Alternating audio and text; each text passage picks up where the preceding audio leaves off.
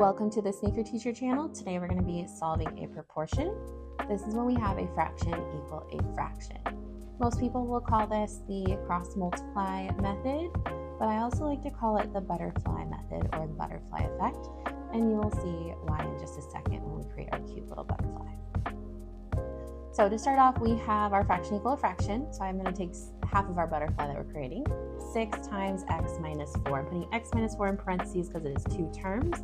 We're going to equal that to the other half of our butterfly.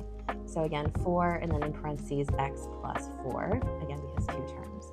And there's our cute little butterfly. From here we're going to solve. I'm going to first distribute the 6 and the 4 into their respective parentheses. And we have 6x minus 24 equals 4x plus 16. From here, we're going to use our inverse operations to combine our like terms. So I'm moving 4 over to the other side by subtracting 4x. And then we have 2x minus 24 equals 16.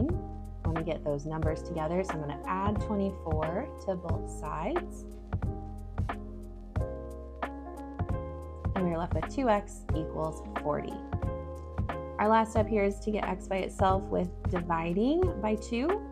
We have x equals 20 as our final answer. And there you have it, the butterfly effect.